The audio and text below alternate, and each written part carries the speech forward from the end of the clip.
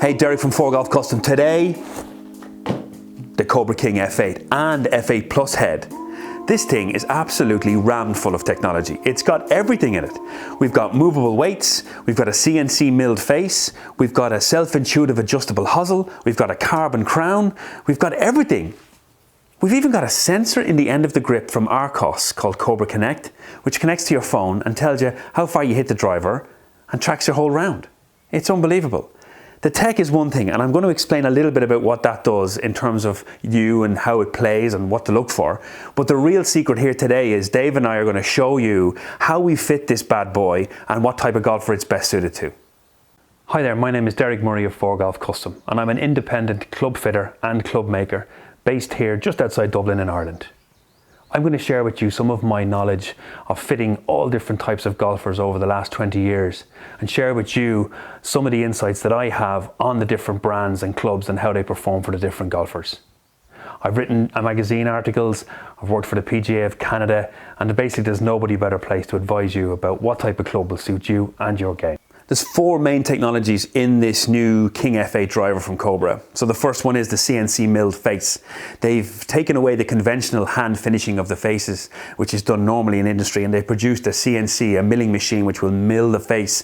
This keeps the actual thickness of the face very consistent, but also the consistency of each face that they produce means that if you hit a club or test it for a club or fit with a club, the likelihood of getting the exact same is better because the CNC milling keeps it more consistent, so the club you test will be the club that you end up with. It's really important and certainly something that's good going forward. Also has a very cool design. Looks like a DJ's turntable. I get it. The next technology is the 360 Aero. So these are kind of channels that are cut into the sole and into the crown of the club that help draft the air across the head better. You know, it's hard to determine whether this is a big factor for amateur golfers, but you know, Formula One are doing it, and you know, airplanes are doing it to make the planes fly faster and cleaner and the cars go quicker.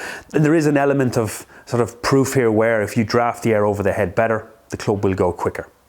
The next technology is the weighting system, which kind of ties into the carbon crown as well. They strip weight out of the crown, which means that these weights, where they've placed them, become more significant and do a bigger job. And from fitting, that's a big important thing.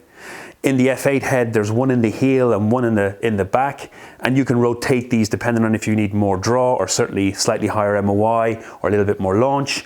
And then in the F8 Plus head, you can see the weights are more down the center, which means you can swap the head weights around to decrease spin a little bit, change the MOI a little, and certainly affect the way that the club launches. The last technology from Cobra is the new Arccos system, which is embedded into the grip of the club. This is a really cool feature, and I think that this is the way that the golf is going to go, where there's going to be a lot more connectivity with the club and certain information that comes back to the golfer about how the club is swinging, how it's moving. This is a cool system, although it's really just a GPS unit which will track where you are and judge your distance and drives, and then it will give you that information at the end of the round. It comes free with the club, which is a big deal, and certainly if you have or buy other Cobra products, you can connect the whole bag up to the system and then get full details of all your round. I think this is a really good feature and something that if you're into your apps and you're into your technology, you're going to love this. Right, that's pretty much all of it. Oh, one more thing. The hosel. It's an adjustable hosel, but it's very self-intuitive. It's a little window in there which tells you what the loft is and what the setting of the head is. Very cool, Cobra. We love that from a fitting perspective.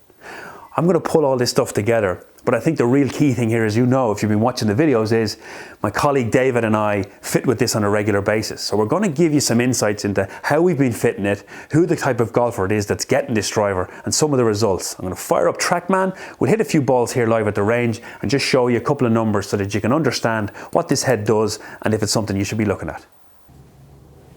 So I've got TrackMan turned on, we've got Srixon golf balls. I'm just going to hit a few shots today just to show you the difference between the two heads. So in theory, the F8, the normal head, is more for the slower hitters.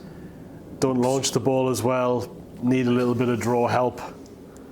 Gotcha. What's the spec on this one? So in this one you have Mitsubishi Rheon Tensai Blue in the Nardo head, 45.25 inches, D1 in swing weight. So this is the slightly higher spin and slightly higher launching version of the two. Okay. So you'll see straight away that you have a spin rate of like 3,400. So nice and high, gets it in the air, good launch. In terms of shaft though, what are you seeing working with this thing? I guess this is the slightly softer, slightly lighter, slower type of guy. Helps create some speed with it lighter. I'm not too soft in the tip section because you see it does spin. Yeah. So you can maybe go a little bit stiffer than what you think you can. And then when you can crush one like that, then you'll get like 2,500 in the spin as well. So you can still hit it low too. Okay.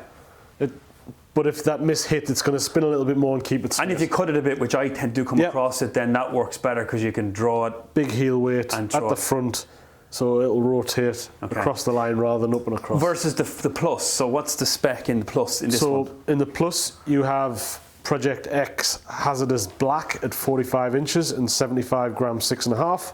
Yeah. So much more stable in the tip. Feels heavier. Heavier in weight, much more body to it. And designed for lower spin, obviously. Lower launch, lower spin, lower everything. So this tends to be your bombers type club, loads of strength, loads of stability, keeps the spin off it as much as you can. It'll still launch. But it does, you can set it to spin lower. Absolutely, yeah. It's a nice solid strike. Yeah, it definitely feels more solid, that's for sure. I guess because the weight's forward or front pressed. So you've got spin there at about 3,000.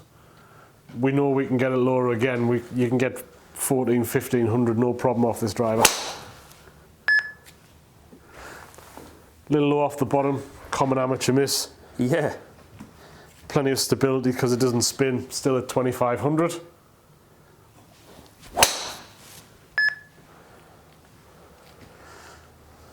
So you see the launch angle's low. Yeah, so you can definitely see the balls like coming out flatter with And it, the for spin sure. is always low, 24.55.